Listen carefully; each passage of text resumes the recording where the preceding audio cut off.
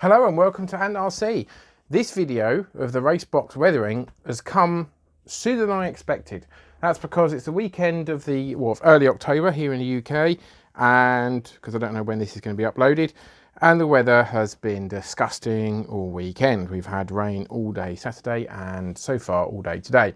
I was going to take the Mammoth out to do some cool rain run footage, but not when it's deluging like this. No chance. I'm not that. I will just ruin my my beloved Lumix camera. Anyway, so I decided to do some weathering. Not my favourite job. This is the second weathering job I've done, and I've had some issues with it, but it's turned out I'm really happy with it, actually. It's the desired look. Now, to start with, this is my scratch build. I've built this from styrene, completely from scratch. So anyone that hasn't seen the other two videos, please go and check them out because you can see the stages. This is a race box, so a motocross race box. So it had to be really filthy, but not, it had to look realistically filthy. So motocross events, you know, this container would be sat there at the side of the track getting absolutely deluged and covered in dust. So that's the kind of view and look that I wanted to have. So it couldn't be, you know, too bad. It had to look as realistic as I possibly could make it. I think I've done an okay job, to be fair, but I've struggled, and this was practice. This is practice for weathering my Mammoth, and I'm going to come on to that later in about the fact I'm going to use a different technique because I just can't get on with trying to do it this way. Anyway, digressing slightly. So let's have a look. Oh, what have I done? Now, the two paints I've used, only two. I did some touch-up highlighting, and that was with some good old-fashioned Humbrol metal coat enamel. Now that just involved little bits on the side here. You can't really see it now because it's dirty, but that's just copying Andrew really, and I think it does make a difference, just kind of like highlighting areas of the handles and stuff like that. The other weathering, the other paint, the only other one I've used is the AK Interactive Dust and Dirt Deposits. Now this gives you this kind of effect, dust and dirt, and it's very, very good. Where I struggle with weathering is I've got good brushes and everything, but my technique, I'm just not, it's just a bit messy. I get paint everywhere and I'm just not very good at it, to be fair. And I'm a great believer in, you know, keep trying when you're not very good at something to practice. But I think there's a limit, and I'm getting to that limit where I just, nah, this is not for me. So I'm going to do it a different way, and I will talk to you about that. That way may fail as well, but it's the next step. Anyway, so you can see the KTM sticker, you know, I tried to get it on. So this, when I try and brush it, you can see the brush stroke. So I've brushed it and then was kind of wiping it with my finger just to try and merge it in. And I've gone over all the edges here. So all around the edges of the handles and the hinges, and kind of put darker spots on the rivet points here, and you can see just kind of streaming bits down just gently, just to kind of mark it so it looks like, you know, it's kind of dripped down. So again, this is supposed to look like a dust coating, so like it's sat in a motocross pits, which is what would happen. So the roof is worse, but we'll come on to that in a moment. But you can just see how it's gradually getting worse as it goes up to the focus camera. Nope, you don't want to play ball. It's getting worse as it goes up the roof line. So if we turn around to the rear door here, you can see again, very much the same. Very much the same. If I can get my camera to focus, there we go. So you can see the kind of streaming and then little bits of dark around the edges of the door here. And at a distance, it's just then supposed to look like, you know, it's just generally dirty. And I think that has succeeded. I'm really quite happy with it, to be fair. It's not supposed to, you know, look oily or anything like that. It's just supposed to be used and dusty. So to try and get the overall effect, and I did this more so on the roof, I was finding, and I do find when I try and paint anything, again, it's me just, you know, not being very good at it, I guess. I get a lot of brush strokes, and you know, the paint tends to dry as you're painting it on, and it just doesn't, to me, the way I was doing it, it just didn't look realistic. It didn't give me the effect that I wanted. So these bits are all brushed on, you know, little dabs of paint here and there.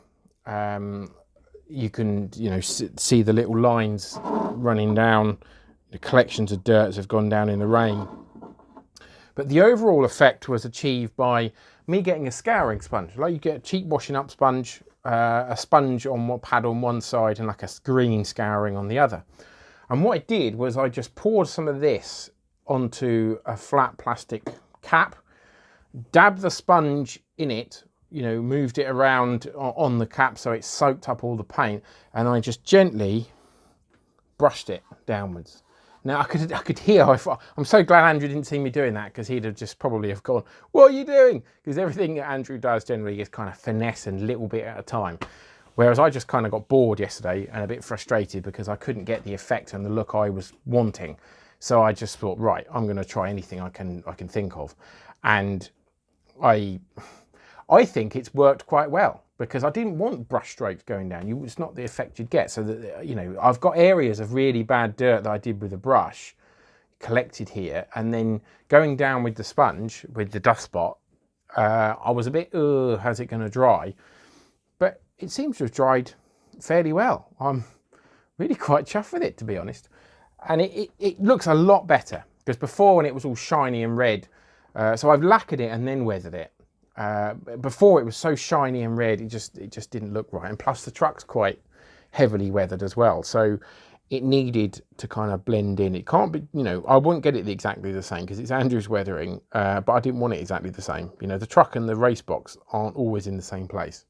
So that's the story behind that, and that's my excuse, and I'm sticking to it.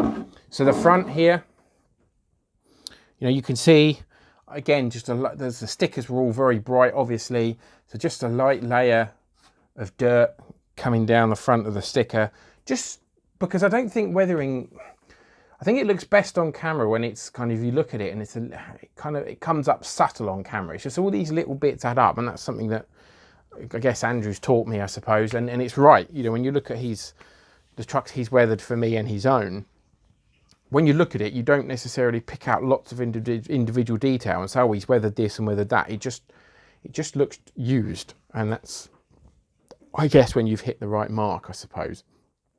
So let me just do a quick jump cut and reposition the camera, and then we can have a look at the roof, because the roof is dirtiest of all. Okay, so this is the roof, and exactly the same process has been followed. Now, it does look kind of brushstrokey, I suppose, but nowhere near as bad as it did when I actually did brush it. And I think the matte paint just was soaking up the wash. And it looked really quite amateur and bad. I mean, all right, it's not amazing. It's a detail expert weatherer would probably start having nightmares about this and start twitching. But the whole idea, again, is it's been in a motocross pits, covered in dust, dirt, and the top doesn't get cleaned anywhere near as often as the sides, because you wouldn't, would you?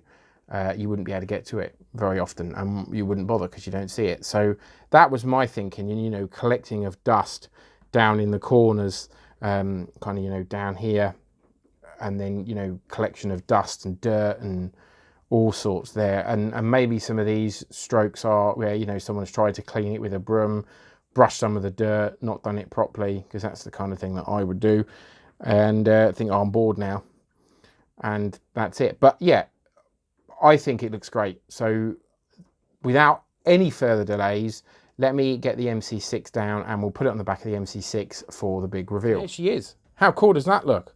It's exactly the look I was going for. Again, the weathering's not the same as the truck, and it's not supposed to be, but it looks used and a bit dirty, and I'm really pleased, especially for my second weathering attempt.